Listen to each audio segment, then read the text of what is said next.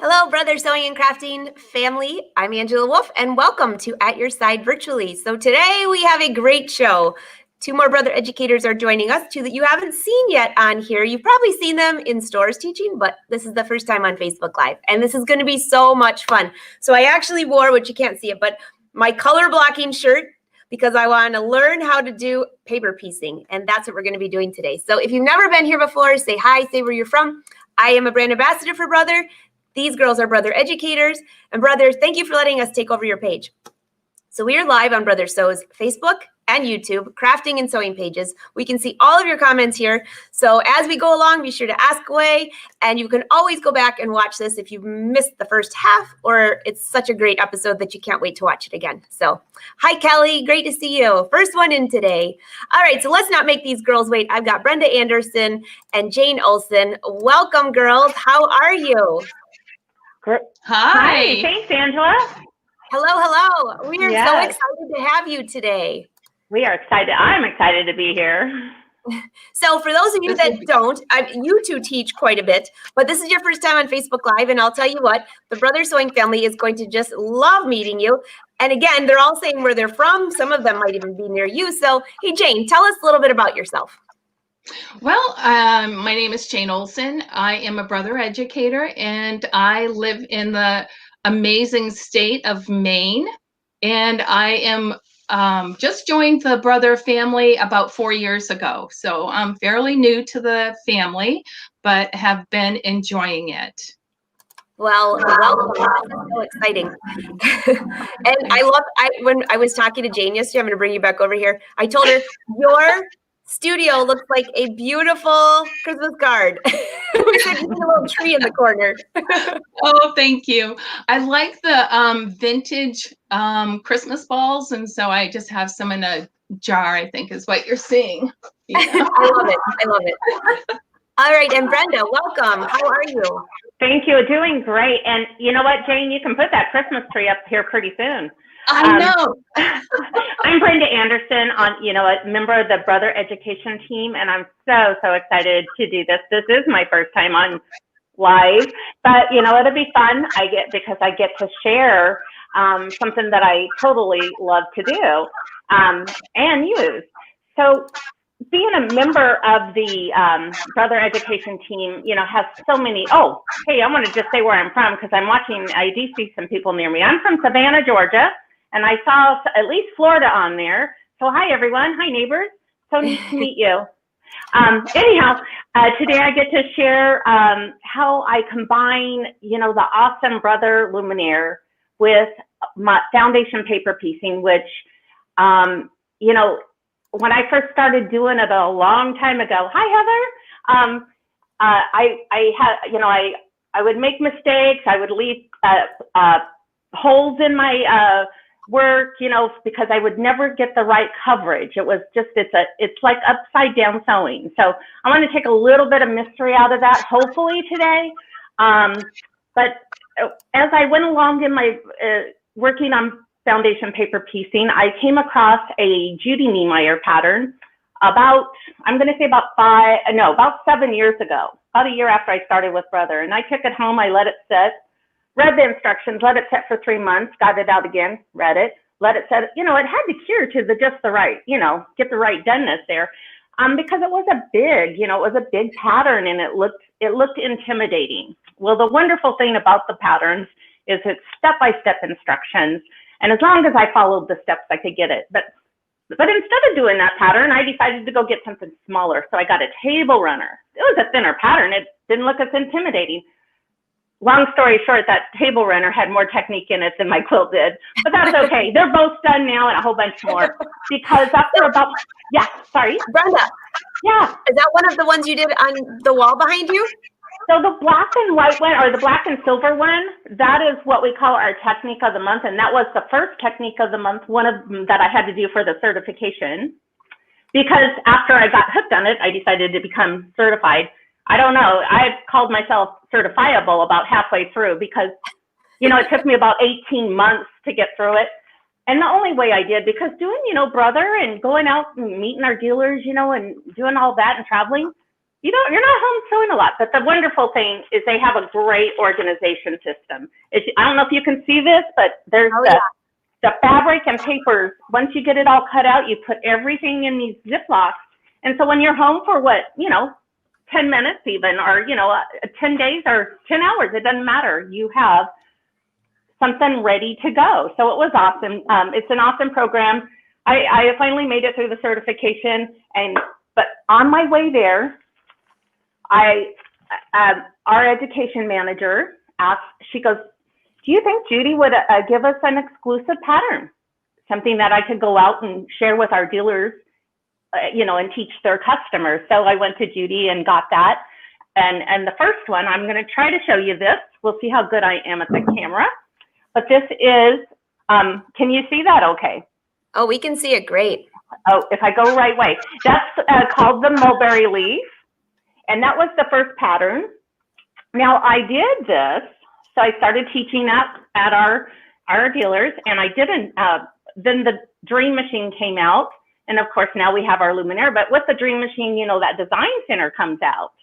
And so then we started quilting them. Can you see that? Oh, that's beautiful. So this was all sewn and quilted on the Luminaire. This one's the Luminaire, but there's some technique in here. Here we go. You can tell I'm good at this camera, right?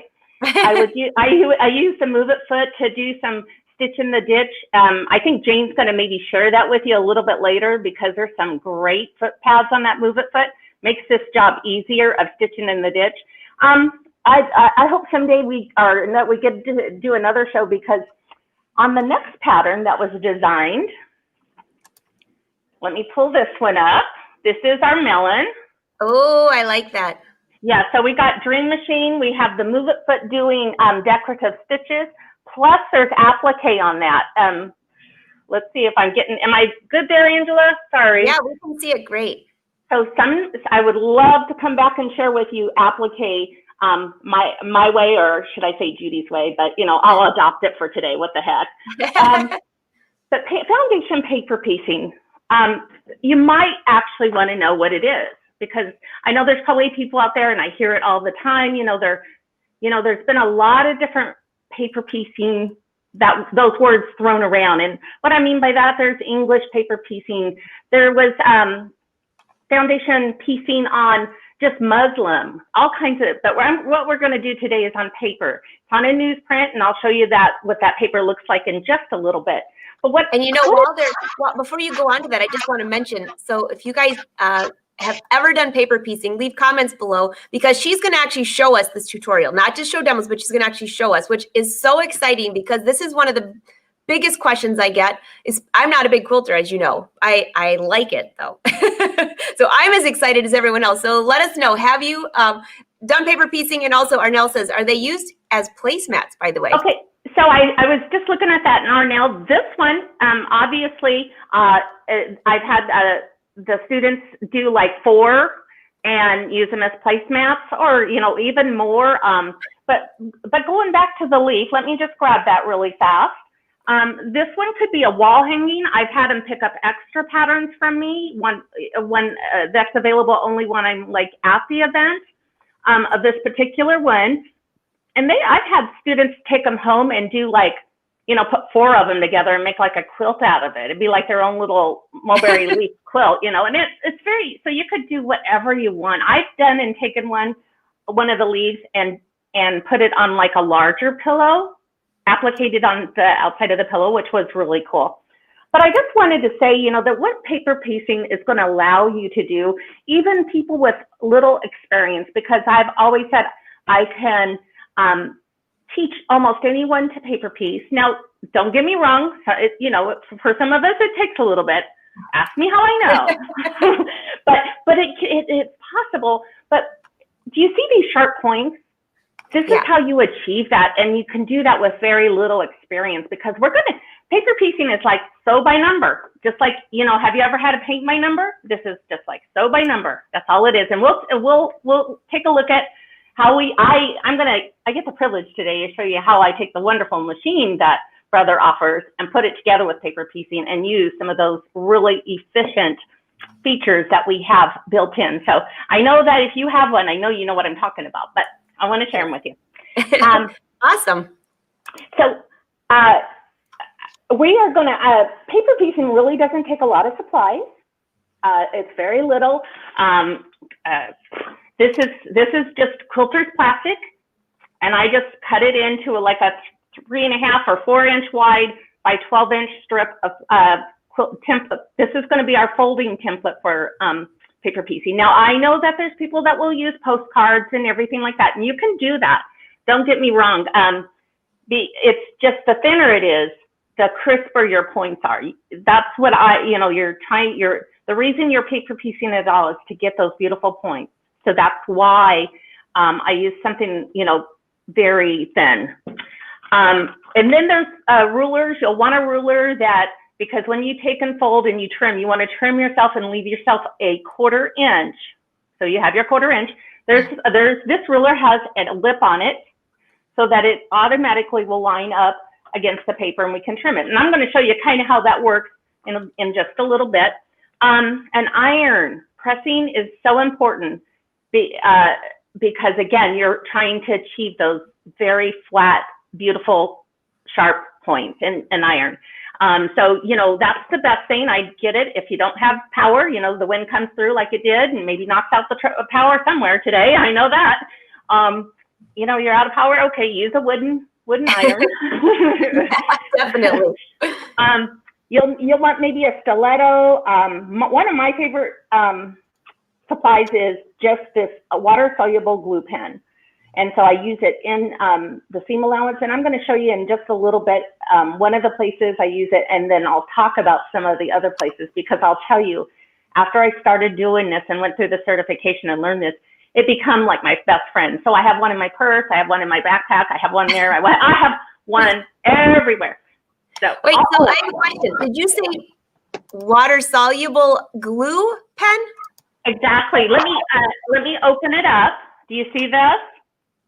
So this is refillable. Once I use this all up, it's refillable. Now, one thing I do want, if you do get one and try it, please remember to put the cap back on, because if you don't, they dry out and get really sticky.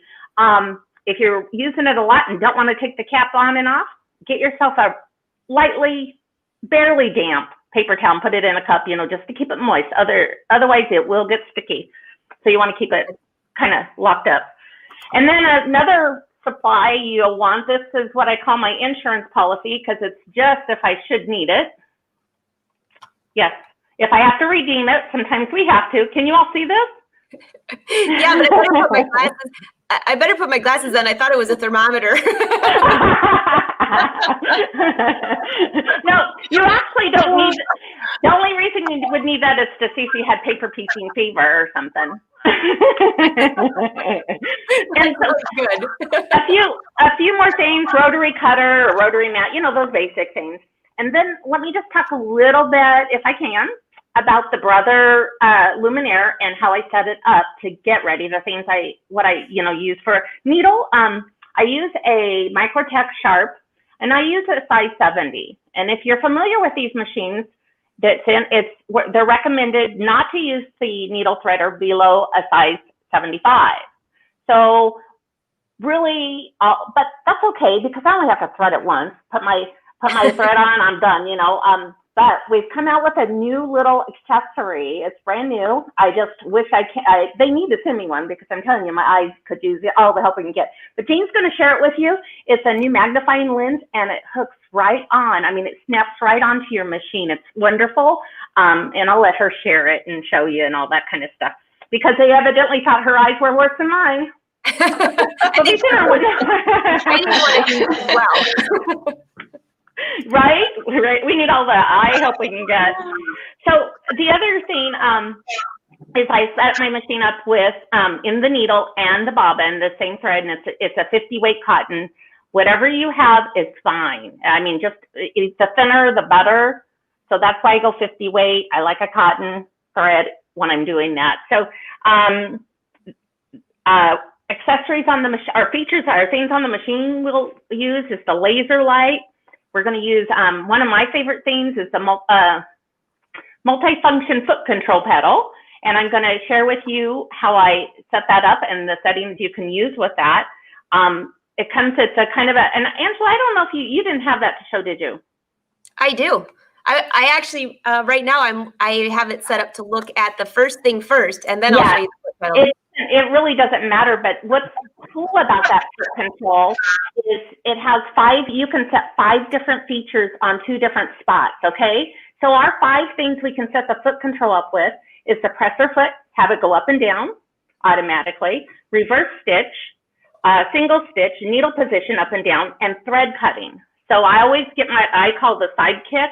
I always set it up with my thread cutting. That way, when I'm doing my paper piecing, I can kind of chain piece and always have my hands moving the fabric through and let my feet do all the cutting, so I can keep going. Because there you go, Angela's showing. If you see on the left or on the right, sorry, that's my little sidekick. I always put the thread cutting there. And on the left, if you just do the heel kick, you can set it up with something. The reason I never put my thread cutting on the left one is I often would accidentally cut my thread when I didn't want to. So I'll set that up for something else, like a needle up, needle down or something, whatever it is I'm doing. So if you're doing a lot of reverse stitching, it just keeps your hands from having to go up and touch that button all the time. Your feet can do it. It's like driving a car, your gas pedal and your brake, you know? So it's really cool. Nice little space, Angela. You're welcome. Oh, good view. And the extended table. This extended table, I don't remember the size, but it's large. It's great for quilting. We will get some very large units. When I say paper pieced units, if I start getting some big ones, they lay flat and everything stays nice and smooth. But it's also great for doing big garments. I mean, Angela can tell you that. You know, yeah. And big binding, move it foot binding. We didn't cover move it foot much, but Jane will. Binding is one of my favorite things to do with that. Okay, you know what? I actually have that right here too. If you would like to see it, that's the one that I had here. So this is the one I actually showed this. If you guys missed yesterday's Facebook Live show, I was talking about this because I was sewing silk velvet. Oh, yeah. And this made those the plaid line up perfectly on my jacket, and it also just plugs into the machine. So here's a close look at that for somebody who's like, "What the heck is that?" Yeah. I think Jane will share with you, like in a little bit, like some of the different, because that has like replaceable or interchangeable. That's a better word. Those foot pads you can do, and that's what I'll use. One of my favorites is to stitch in the ditch. It's awesome. Works great. But anyhow, you know what, Angela? I probably should just go to the machine and get ready. And okay. All right. Well, she goes to the machine. So one of the things that Brenda mentioned was the magnifying lens, and this is a new accessory that Brother came out with this year, and I am lucky enough to have it. So it attaches to the side of the machine right here, and with one lens, you have a 1.4 magnification, and then with 2, you have a 1.7 magnification. So then this makes it really helpful for if you're using a small needle, like what Brenda was talking about. She uses a 70 in the machine. So then once this is helpful for threading those needles, and it just attaches to the side, as Angela is trying to point out there for me. And I feel like a flight attendant. 2 exits in the back and 2 exits on the right, but they're right here. and this just slips right into that hole. And then when you're ready to use it, you can flip it down and use it. And then when you're not using it, it just flips up out of the way. And then it's also good for couching. So it has this right here, the little notch here for your couching. But it's really helpful if you're using like a wing needle or twin needles. The smaller needle, because Brother doesn't recommend that you use the threader on anything, the automatic threader on anything smaller than the 7511. Also, the monofilament thread and like a metallic thread. If you're using either one of those, Brother doesn't recommend using the automatic threader for that as well. And so this makes it really helpful, you know, to use those specialty threads or specialty needles. Yes, and Deborah, I just checked. Oops, I don't know what that echo just came from. I just checked, and the Dream machine does have that front slot. It just goes in the front hole, right? Not the back one? Right, in the front one. And it works on the Dream machine, the Stellaire, and the Luminaire.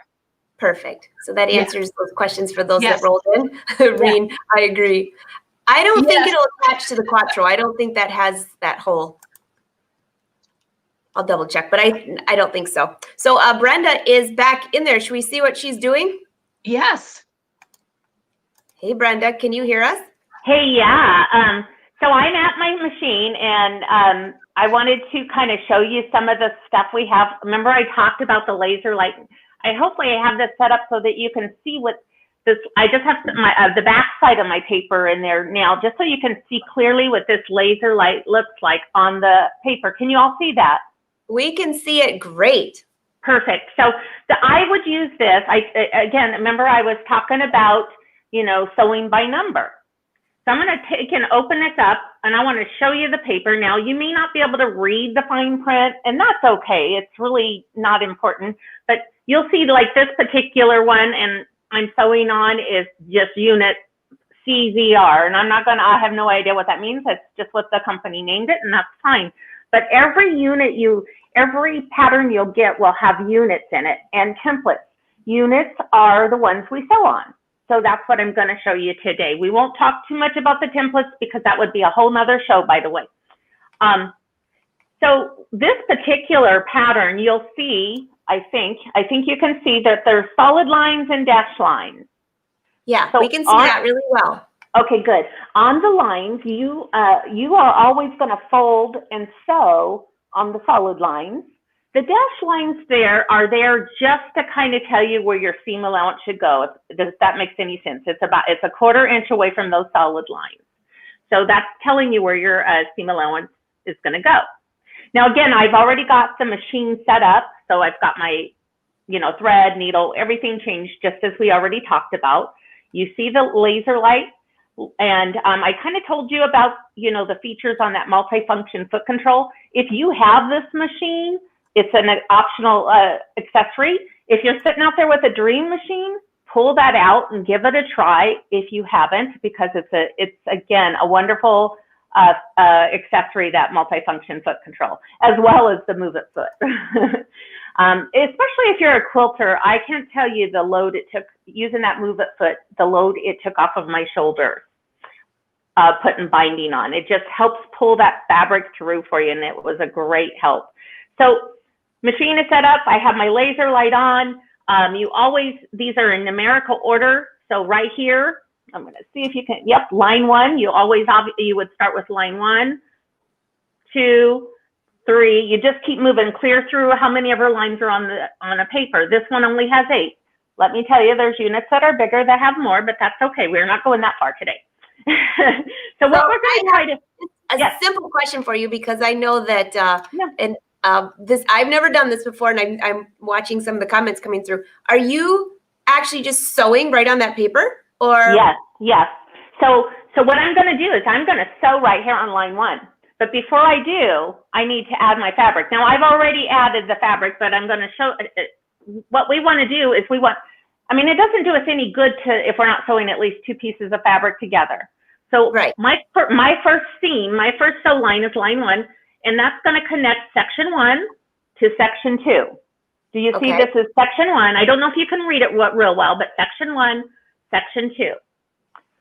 And then, so that's my first line. So what I would do is I would take remember this fold template. Can you see the fold template? It gets real clear there. Sorry about that. Let me see if I don't. Well, once you get back in there, we'll see. Yeah. We can see it. So for those of you that don't, it's just that little plastic thing that she's showing. Right. So all you're doing is putting that button right up by line 1 and folding. Getting a nice fold there, okay? Get a nice crisp fold. The only other question that I know is going to be asked for the major beginners is that little piece of fabric underneath. How big is that? You just have that underneath there? Okay, so about the fabrics, and that, as I kind of alluded to this as we started about doing other paper piecing patterns, you know, for a long time in my life, and always ending up with fabric too small and stuff, because it can easily happen. And there's something about that upside down sewing that's tricky to our mind. Well, these patterns come with templates and template layout sheets. So before you even start sewing, you organize. Remember that bag I showed you with the papers and fabric already in it, a Ziploc? You're going to prep your pattern, get all of your papers and pieces that you need in each individual bag. And guess what? The pattern will tell you, you need 4 bags, or you need 8 bags, or whatever. And it'll tell you, okay, number them 1 through 8, put this in bag 1, put this in bag 2. Does that make some sense? That makes great sense. I think that really explained it a little bit better. Now we can see it. So now we'll just say I'm on bag 1, and I pull out these papers. Say I'm doing 8 of them or something like that.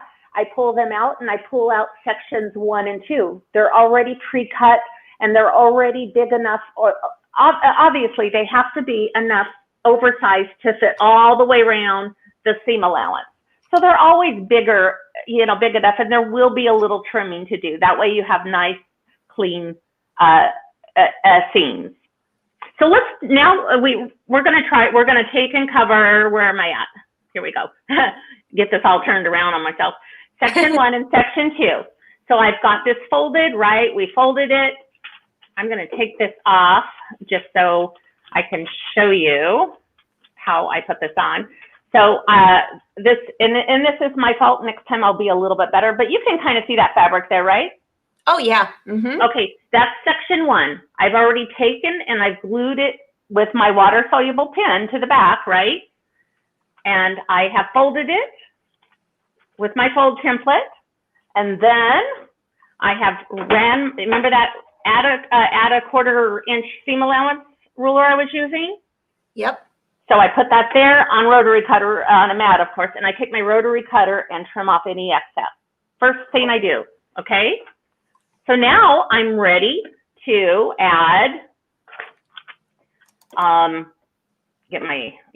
ready to add section 2. So whenever I add a piece, the next piece, you'll add your section 1s to every paper you're doing. This is how I do the chain piecing. I would put on section 1, do my fold and my trim, bring up section 2, bring down my first one, and I'm gonna lay that right on top of section 1. I'm putting section 1 right on top of section 2. Can you kind of see that? Yeah, we can see it. Okay, okay, perfect. You've got that laid on top. I've matched my seam allowances. And remember that glue pen we were using? Just while I can do this at any work table, not usually at my sewing machine, I put a couple of little dots, let me make sure you can see, of this glue on. I separate the seam allowances and put a couple little dots, lay that down, push it down, and now look it doesn't come off. So I can now take this whole stack that I've just done at, say, my work table or whatever, to the sewing machine and start sewing. Oh, that's great. Does that making some sense, I hope? Yeah. Okay, so here's my stack. We're gonna just do a short stack. This is a short stack of pancakes today. Okay, so I've got my section 1 and 2 already put on these 3. We're just gonna do 3. So I have my stack right here. I'm gonna try to get my camera maybe a little bit better for you guys so you can see a little bit more. How's that? All right, so I bring over my first one off the stack. I open it up. I leave them folded, by the way. When I put these together, they're all folded. I don't ever open this stack up until I'm ready to sew. So I open it up, and there's my line 1. Can you all see that laser light now?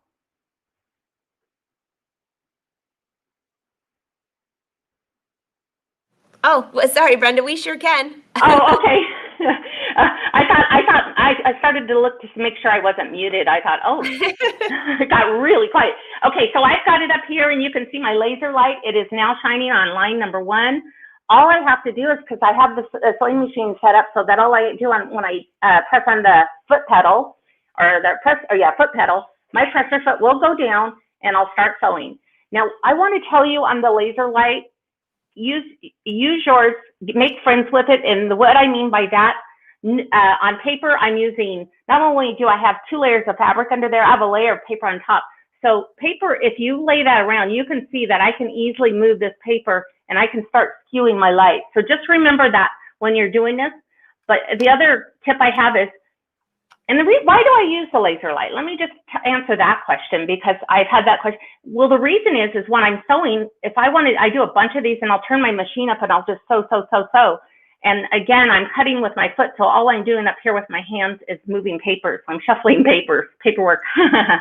I use it so that I don't have to be looking at the needle the whole time while it's going up. Because when you're using the light, you want to look at the laser light. So figure out on that laser light where to look that keeps you on the, if you will, straight and narrow. I'm going to start sewing, foot down, start sewing. I'm looking at my laser light, not the needle, go a little bit over, cut with my foot, bring up my next one, stack those over, and I can just put this right under and start sewing again. And again, I'm looking at the light so that I can keep on my line and I don't have to look at that needle. So I'm on a different table just for the tape. It's, it works. Whoops, I just used the wrong foot. Well, that went good, right? Here we go. Back on the. So just a quick question for you. Are you sewing all of those on line number 1? We were trying to watch and follow. Yes. All we have, I'm sorry, that maybe I didn't explain that. So all we have on there is our first 2 pieces. Let me get this back under the light. We have our section 1 and our section 2. I did my whole stack, how many ever it is. Okay, gotcha. Just so people could understand what was going on. Right. There. So it's like I did all my 1s and 2s. I would take that whole stack, section 1 and 2, take it to the sewing machine, do all those. And so what's important to do next is once you have all of these on, and of course, again, I only did a stack of 3, but you know, I could have a stack of 24 in some units or 40. I mean, there can be a whole lot. So after you get 1 and 2 on, you take it to your pressing table. You take the whole stack. That's why I'm doing them all at once. And I will press here. So pretend this is my iron. It'll do at a pinch, right? Without electricity. But I always try to use an iron. So I would press there, open this up, make sure it's, you know, laying flat, and then press again. Press all these open. I'm going to just use this right now, just to kind of show you. You want to kind of, if you use your iron, it just starts opening these up because it's starting to make a unit. It's starting to, we're going to have points there and stuff. And the more we open it up, the better it gets. So just a quick question for you, Brenda, just while you're showing that, before you go any further. Elizabeth said, is it okay to go past the end of the line when you're sewing? Do you sew that entire line? Absolutely, Elizabeth. So let me turn this over so I can actually show you, because it's a great question. Okay, can you all see, by the way, it's pretty much on the line. Again, I was just using the laser light, so it's pretty on the line, but if it weren't, just one little side note here. Once you take these papers off, and they do come off eventually, everybody's favorite part, nobody knows you didn't. These are so forgiving. But yes, so my line was actually from here, right here, was the dark line, to right here. And I want to start sewing before it about three stitches or more. And then I'll go past the end at least 3 stitches. Why? When you go to take that paper off, you remove it, you take the chance of maybe losing the first stitch. So it's just to keep the integrity and your whole seam to, where you need stitches in there. So you do want those extra stitches there. It makes it a more stable seam. Also, one thing I didn't mention on setup and I forgot was you want to lower your stitch length. I have mine, a brother, it's recommended about 1.5. So on these machines, you can go 1.4 or 1.5. So I usually do a 1.4 because I don't mind, I don't mind the extra stitches. It really gives it a nice nice lace flat. It works really good. Plus it perforates your paper, making it easier to come off when it needs to come off. So that makes sense. Yeah. I usually let my students go 1.6, you know, just in case they have to rip it out. That's fine. I know. I'm thinking I don't want to rip that one out. How about you, Jane? No. No, yeah, too small for me. You know that. Maybe I'll use the magnifying lens. The funny thing is, in these events, by the way, you know, if you guys like this and stuff, you need to go down to your local brother dealer and ask for the spin. But make sure you do it after the class, after this live, because we don't want anyone leaving yet. But this event, for both of those patterns I showed you earlier, is available. But I wanted to say, one of the students, I was at this, usually I'll say, please don't use that insurance seam ripper I gave you. You know, don't redeem your insurance, because a lot of times you really don't. There's a way to go around it. You don't have to use it. So she's in class and she sews one of these, and this happens to be under it, the template happens to, and she holds it up with the template sewn to it and says, do I have to rip this out? I said, well, that one we probably do. So if there's no more questions, I think I'm going to just take these back over to the to my pressed ones and share with you the rest of the sounds good. The process. All right, we'll see you in a sec. Thank you. Okay, so this is very cool, Jane. Jane, do you do paper piecing, by the way? You know, I did one a long time ago, but I didn't have anyone to show me how to do it. So I was kind of with Brenda. It was a real small project, and I kind of set it aside, and then I did it. And it took a lot of ripping, you know, because I was trying to like hold it up to the light. It wasn't an organized one like what the Judy Niemeyer ones are, you know, where they're, you know, you cut all your pieces and then you organize and you put it in a bag. So if you have a few minutes, then you can just grab that bag and oh, I've got 20 minutes before I go pick up the kids from school. Yeah. I love this, Brenda. Look, I'll bring her back up here. I think it looks like she's back. This is very cool. Okay, here you are. All right, thank you. So I didn't go press all of these. I already had some pressed, but you know, again, you would take these to your pressing table. You stack, you just sewed, press this down, and then open it up and give it a nice little press. I like to do pressing, not so much ironing at this point, but pressing. And also never, one other tip, you don't want to ever press on the printed side because you don't want that on your iron. So always make sure you're pressing this side of your work, because that's really, until you take this off. I don't use a lot of seam with the paper on it, obviously, because you're gonna, you know, the paper would do funny things, and you don't need the seam then, maybe later after it has been sewn together. So we will now look at what we have now. Okay, so we've got this one. This is all pressed. Yeah. We've got piece 1 and piece 2. So now what you're doing, you want to get ready to sew on. We've sewn on section 1 and we've sewn on section 2. So now we need to Can you hold that just a little bit, Brenda? Yeah. Yes, and now we need to add section 3. So before we can do that, we need to trim this back up. We have, we still have leftover fabric. So I'm going to take my folding template, which I can clearly see that you can see it better in this camera than the other one. So you're going to lay this, of course, lay this flat. Don't try to do it in air like I am, but you're going to fold now on, we've sewn on line 1. Now we need to fold on line 2. So I've taken my fold. When I fold, my tip is fold. You have some fabric back there. Fold everything. Get a nice fold. And then to trim this fabric, because we can't trim it, there's no leftover here until we pull, because remember those extra stitches? I can't remember who asked about the extra stitches, but we do have those extra stitches there, and they are important. So all you do to get this flat is rip the fabric back away from the paper. Did you see what I just did? So yeah, now, super easy. Yeah.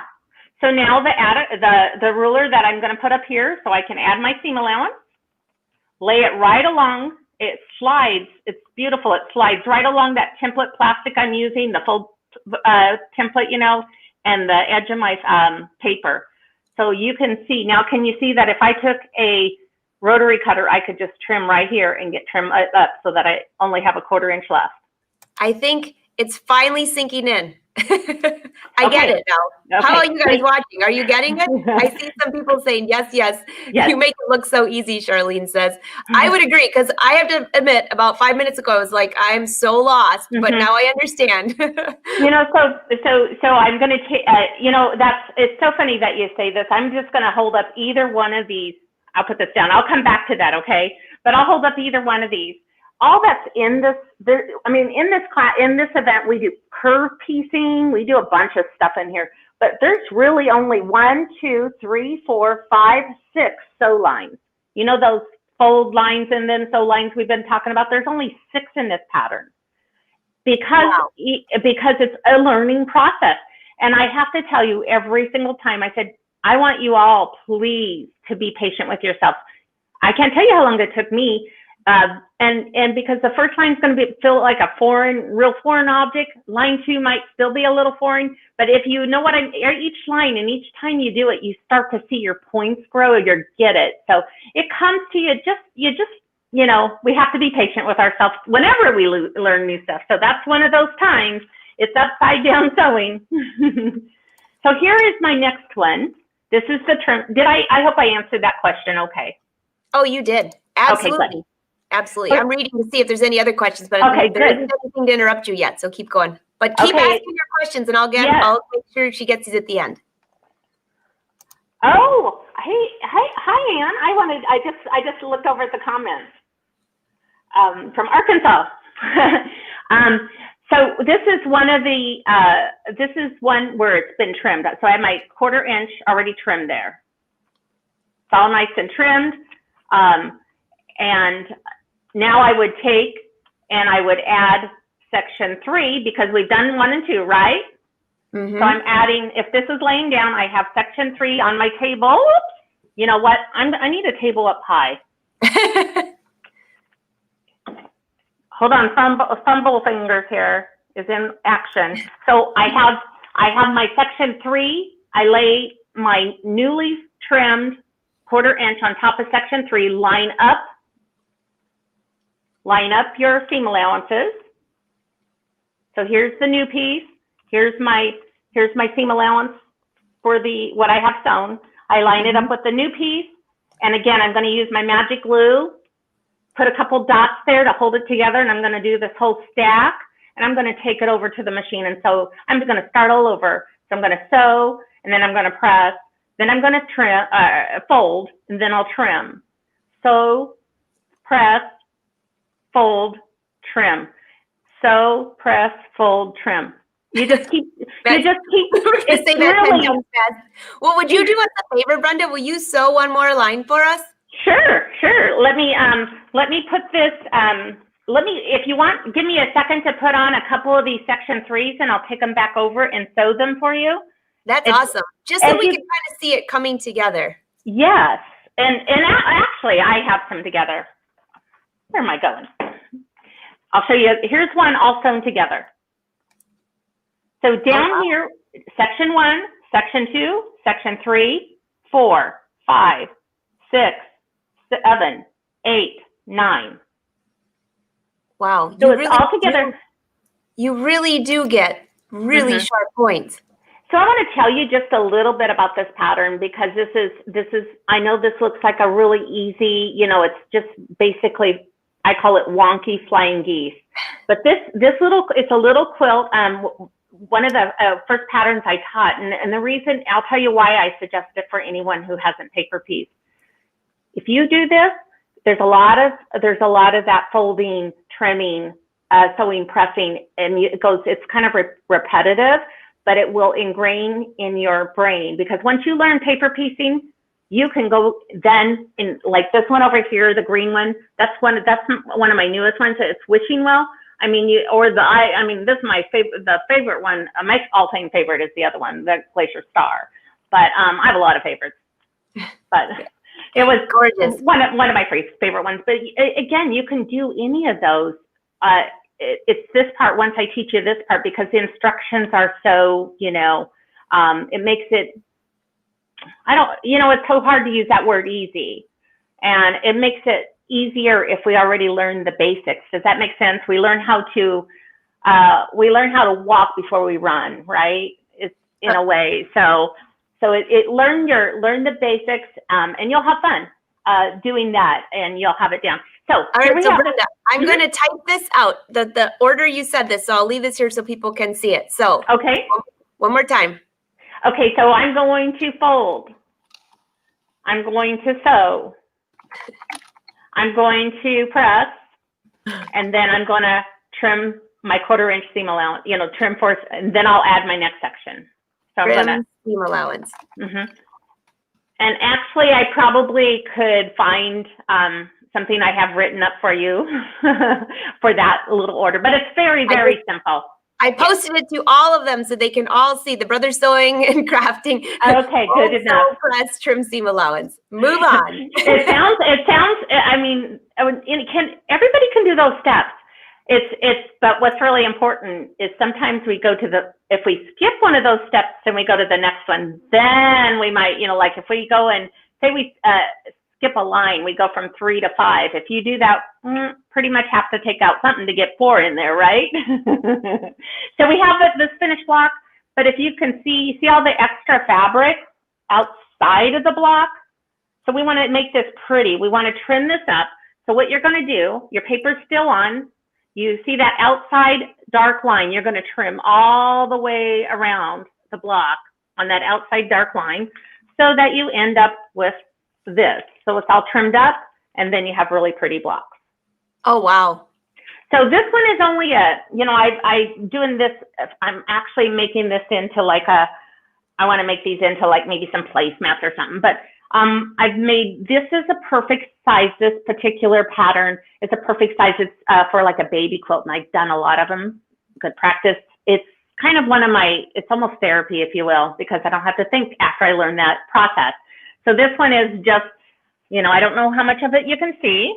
Oh, it's beautiful. But you see the block in there, my wonky geese.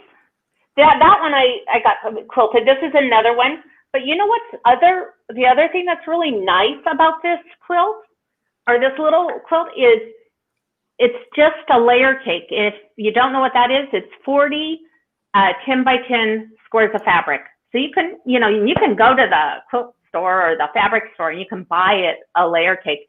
And the pattern, again, tells you how to cut it and how to mix them up. Now this one, I just pulled out fabric a couple, because I'm doing it for, I just wanted it more like a 2-color one, and which obviously next time I will think, I'll talk to you first, Angela. What colors do I need to show on camera? make it easier on our poor little eyes, right? Arnell's going to say you need purple. So, hey, Sherry has a question, and you mentioned this earlier, but I just want to mention it again. Where do you get the wonky pattern? So this is called, the pattern is called Hoffman, from the fabric company, Hoffman Fabrics. It's Hoffman Crackers.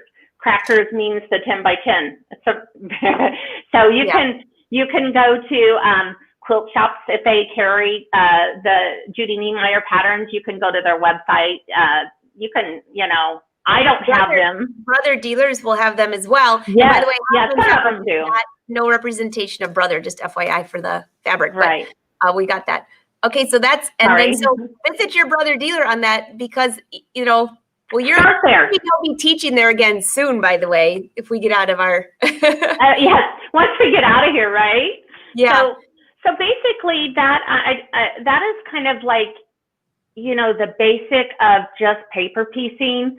Once you get it started, you have to, get your units together. Then you start putting it, you take your units and just like we did on here. I mean, when we're doing this event, we do our piece sleeve here. We cut out, this is just one piece of fabric, and this is our stem. We'll sew that in and everything.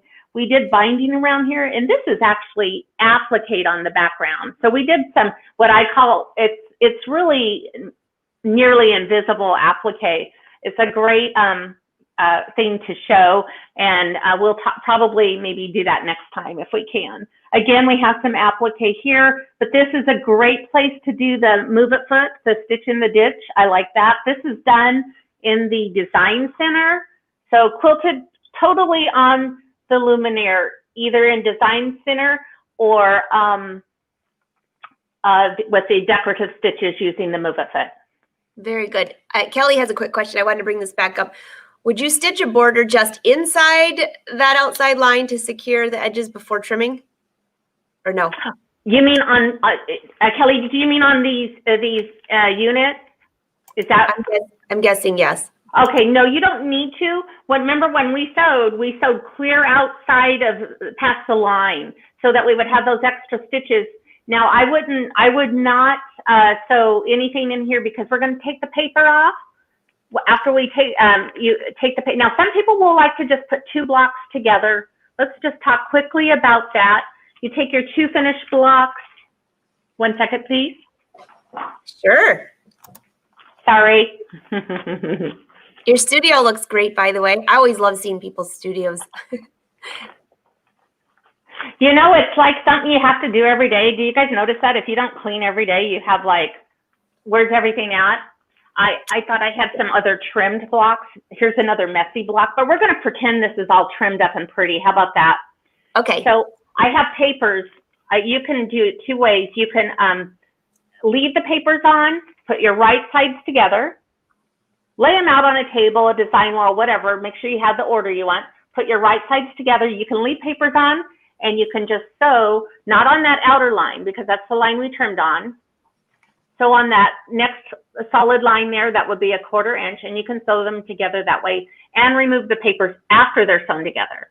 However, on a quilt like this, I often take the papers off, put my 1/4 inch foot. I like using, I use either the 1/4 inch foot on the machine with the flange or without. The flange is just put it on and you never even have to think about it again. We also have that laser light that we can set up at 1/4 inch and use that. So there's a lot of different ways to get yourself an accurate 1/4 inch seam. And I'll tell you, it's much easier, hint, to take the papers off before you sew them because then you have even more stitches in it. And one more tip. Do you want to know the easiest way to take these papers off? Oh, we would love to know that. Okay, well, let me just tell you. Where's that one I trimmed? You know, I feel like I have papers all over right now. Okay, While you're looking, hey, Patty, okay. Yes, you can go back and watch this show anytime, Patty. So as soon as we're not live, this will be up on the Brothers Sews Facebook and YouTube page and the crafting page. So you can always come back and watch anytime. All right, keep rolling. Okay, so I would just take my papers off, and they recommend going in reverse order. So we sew from 1 to 9. When you're removing papers, start with number 9. You know, start with the last one put on and take off. But I have found the very, very, very easiest way to do it is just have someone else do it for you. That's an excellent way. But you just look at, see how this newsprint I was telling you, how light and thin. See, it comes off very, very easy, especially with our small stitch lengths. So it's really, I often will, you know, either take it outside if I can. It's a good time to go out, sit outside, and a box for recycling. I put all this paper in it and recycle, right? Or if it's winter time and we can't do that, then you know, go to the family room, just find yourself a place. If you watch TV, do it while watching TV, whatever. We're always wanting to keep our hands busy, and it's a busy work without using our brain. I kind of like that. I'm going to have to try this. So I see a few more people asking where to get patterns. Go visit your brother dealer. And Kelly has a great suggestion. Go to your brother dealer and then see if they'll do a class and then invite your buddies and you can all do it together. Yes. Yes. So Kelly, if you go to your brother dealer, and if you like one of these patterns, I mean, I don't usually go to the brother dealer and teach any pattern because I go to do the exclusive brother patterns, which is the melon. Whoops, get in camera. Really, you're in. It was a really fun one. And then the mulberry leaf, which, you know, is both of them. And they then know what to do to try to get that set up. So, yep. Love that. Would be, I don't know Where are you? Where are you, Kelly? Maybe I want to know. We're going to go to Kelly's house. Kelly says, "Here's a hubby and kids." There you go. Too, is that There you go. There you go. you can do that melon one in different colors too. Yes, I saw it. I had a student email me some pictures after she did some, and she took this one and did like limes and lemons and oranges, just changing the color of the fabric. Really cute. Really cute. That's a great idea. Oh, Las Vegas. Sherry's in Las Vegas. Yeah, I'd like to be there right now. So Jane, were you going to give us any tips on the Move It foot? Did you have any specific tips for us on that? Oh, she's muted. Oh, there we go. No real specific tips. I just really love the foot. First, you just really need to start using it. Once you get used to it, you will use it all the time. Really, there are different, let me just show you the foot itself. And then this right here, has contact onto your fabric at all times. So this is the dual feed foot, or the Move It foot, like what we want to, like we call it. But it has constant contact on your fabric as it's moving. And then there's different foot attachments that you can get. This one is the one that I use all the time. It's the Stitch in the Ditch. And here's another more generic one. This one is used for couching, but the one I have on here, that's why it's on here too. It's because I use this one all the time. This is the 1/4 inch foot. This is great for if you're doing layers of fabric. I use this a lot if I'm quilting and doing Stitch in the Ditch, or putting on my binding, or anytime when you have several layers of fabric that you're trying to feed through, silk fabrics, slippery fabrics that you want to feed them through at the same rate, then this is a great foot to use. It really is. I end up using this foot. Oops, I think I still have it on the foot. I end up using this foot so many times. In fact, yesterday, in case anybody missed that show, I was actually, see if I can bring this, you can see the plaid on this jacket. Oh, beautiful. Yeah, doesn't that look great? You can't even tell that there's a princess seam here and a center back seam. I sewed that in, I don't know, maybe 5 minutes. Max, because you have to sew at a slower speed usually with the Move It foot, or at least I do. I mean, I just find, well, I'm a speed demon, so maybe it's not really that slow, but I do slow down a little bit with that. So I think I might have mentioned, I had the Move It foot when I first came to Brother as an educator it's been almost 8 years ago. I remember our manager saying, "You've got to try it. You've got to try it." Well, I'd never seen anything like it. It's like, wow. And I finally put it on because they kept saying, and sometimes you don't think about it, but I finally put it on while doing quilt binding. And as I mentioned earlier, because I remember if it's a big quilt, you're really working your shoulders to get it through. But try that with quilt binding with the Move It foot. It's just like it's an extra arm and helps pull it through, and it really makes your shoulders feel better. That's awesome. It's a simple quilting procedure to, I mean, it's easier for a beginner, I think, to do a Stitch in the Ditch, and then you can put the foot on that helps guide you into that seam ditch. And then when you come to an intersection, before I started using this foot, I would come to the intersection and I would have like a little bubble, where the fabric moved underneath or on top, and then you come to that intersection. You don't have that anymore with this foot. You can quilt a baby blanket yourself, by doing a Stitch in the Ditch, and it really looks nice, and it's something that you can do yourself and give as a gift. So, like, I think is this what you were talking about, Jane? Where like doing the Stitch in the See, that's what I did on here, is just put it right along there. That way you can get that, use that flange and it goes right into the ditch. And you have your left-right shift. And so if you need to move it the slight little bit either way to get it perfect, you have that to work with. It works really slick. It is very, very slick. So Jean wants to know if you could use a walking foot. Well, yes, you could, but there is a big difference between the walking foot and this foot. Yes, because the move it foot is belt driven and the walking foot will walk. So when it walks and it moves off of the fabric, it helps. Let me just say, that's all most of us ever used to use. So it really helps a lot, but I can't tell you the difference until I tried it, because it stays on there. So if you have one, or you have the chance, when you run over to the dealer to ask for this class, have them show you this move it foot. That's all I'm going to say. Test it out there, and then you'll be going home with it. When you test it out, you'll be going home with it, because you can get all different foot attachments for it, and then you're all set. Your 1/4-inch foot, your stitch in the ditch. Those are two that I would start right out of the shop with.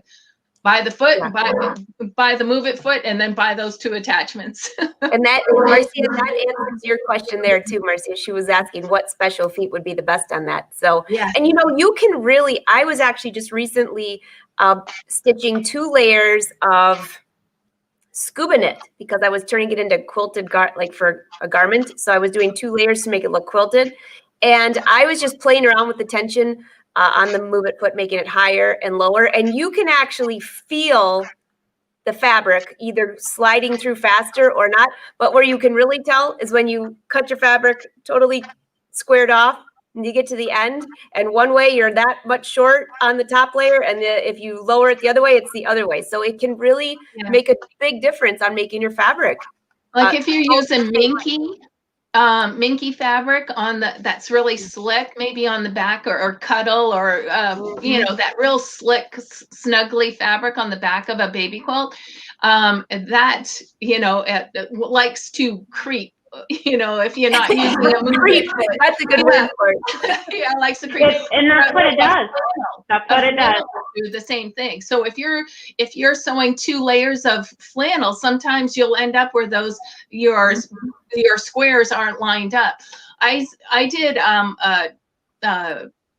like a stripe, yards of stripe. I was doing yards of it, and I was like, it came to the end, and the black and white was perfectly aligned at the end, and I'm like going, wow. I wanted Jane to go dig out all that fabric in yards. Can you see her trying to show that? I did it on a tree skirt. So you know how I started to, and then I gathered it up on the pleating foot, and it turned out really cute. That's very fun. Well, I think we got a lot of the questions. This was such a great tutorial. So Beth, real quick, it does not work on all Brother machines. The Move It Foot came out. Did it come out with the Dreamweaver, or was it after that? No, Dreamweaver has it. Like the V series. Is the VQ 2400, 3000. They all either it's at least an accessory for them. Or not, no accessory. And I see, Gina, yes, it will work on the Dream Machine, definitely. Yes. It actually was a quick question. I think Pam's shopping right now for that pattern. So I thought I'd bring this up because I have a feeling I know where her other mouse is right now because I saw her other comments. Our English paper piecing, foundation paper piecing, and paper piecing. Say that fast 3 times. They're not all the same. So in the process of doing them, I guess they would all kind of be the same in what your goal is, giving you a sharp, because it's just different. The English paper piecing, most of the time, obviously my mouth is about done talking. Most of the time will be hand sewn as you put those. A lot of people do it hand sew it, but you can foundation paper piece on muslin, but on paper it's just like usually printed on there, and you get to do the sew by numbers. Excellent. And Barb, thank you. In case you guys missed Barb's show that last week, it was fantastic as well. Yep. I'm absolutely loving having all of you educators on here on Thursdays because you ladies, well, and there's gentlemen on here too, are so full of knowledge because you know these machines inside out and backwards. And you know, a lot of times people will go buy a machine, and especially right now with COVID, unfortunately, we can't go visit our dealer all the time. We can go purchase things because you can pop your trunk and they throw it pop your trunk and they throw it in the trunk. But is that curbside pickup? Yeah, right. But there's not a lot of opportunities for in-person classes. So now if you just purchase a machine, you can catch these live shows on Thursdays, and it keeps you up to date on what's the newest out there, even some other things that aren't the newest. A lot of the features that we've been showing, like the Move It Foot and the My Design Center, are in some of the older models too. So you can still learn from those. You don't have to have the newest machine. You might want it. And it might be on the Santa's bucket list or your bucket list. Yes, yes. I like getting ideas from other people, Yeah. And, you see what someone else is working on, you're like, wow, like, the paper piecing. I'm like, oh, maybe I should give that another try now that I have Brenda to help me. I think I'm going to have to come up with a really cool sleeve. I have to design my own though, because that's there you go. It is. I love the tip. It's saying, oh boy. Marcia, yes, it's the Move It Digital Dual Feed Foot. That's the whole title for it. So it's the same what you're talking about. So do you guys have any more questions for these ladies, or we are going to wrap it up? I can hardly wait to have you on again. So Jane, I don't know if you even have it close to you. If you don't, no pressure, but you were showing something yesterday. I know we're not doing a demo on this right now, but by any chance you have that stocking by you just to show a little? I actually do. You do? I do. Yay. Wait till you guys see this. It's absolutely gorgeous. Okay. There you go. That is beautiful. I absolutely love this. Oh, thank you. And did you say you did a lot of it in My Design Center? I did. I created it in My Design Center and then stitched it together. So it's kind of more, let's see this is a smaller piece, but it's just, you bring in a square and then you bring in lines. And so I designed it in My Design Center. And then I took it on the sewing machine side and picked some decorative stitches and just had fun with it. Just picking different colors and different decorative stitches. And it was just fun. So fun. I will, just so you guys know that the schedule, we are starting to get the schedule all the way into January, and I'm going to try to post it on my blog so you'll know in advance, even though some, maybe you're into quilting, maybe you're into garment sewing, we have a whole collaboration of things. So you can save the dates. And if you come back to Brother Sew's Facebook page anytime, they have all of the events listed, and all you have to do is click and save it, and then you'll get a reminder that will show up, and you won't miss a beat with one of these great ladies and any of the fun shows that we have. So this was so much fun. Thank you, and I'm just very inspired by this. That was the easiest paper piecing tutorial I've ever seen. So thank you, Brenda. Oh, you're welcome. Thank you for letting me show it. It was fun. I miss being out there showing them. So coming back, I'm going somewhere. Someone invited me to Louisiana, and that was Kelly. Kelly said her hubby just redid her sewing room and added. Did you say a bathroom? And a bathroom. Thanks, Kelly. Kelly's awesome. Oh yes, definitely. Everybody loves their luminaire. So this was wonderful, and it's great to see you girls. I can hardly wait to have you back on. So for all of you that want to know the schedule for, let's see, today's Thursday. So Saturday, there will be an episode of It's So Easy at noon on Brother Sew's page. And then next week, of course, we have the election on Tuesday. So there will not be a live show because we want to make sure everybody gets out to vote. Well, at least or stay home and sew, either way. But we don't have a live show that day. So next week, just stay tuned. I do have it posted. I believe the first live show next week is Wednesday at 1:30, and that's the behind the scenes where we're doing the Linda Tunic sew along. And then next Thursday, off the top of my head, I think it's Jerry Granada showing some techniques for quilting. So if you missed him when he was on the first show, he had so much information. He could have filled the whole month. So we're bringing him back, and he's going to show ruler quilting with rulers or something similar to that. I think I got that right, Jerry. And ladies, we can hardly wait to have you back. So we're working on something special for right before the holidays, though. Hopefully we'll see you before then or then. It's going to be here before we know it. Oh, I know. Time is going by so fast. It sure has. So everyone, Absolutely. thank you for watching. And brother, thank you for letting the brand ambassadors and the educators take over your page. So until next time, have a great day, Bye. everyone. Bye. Bye.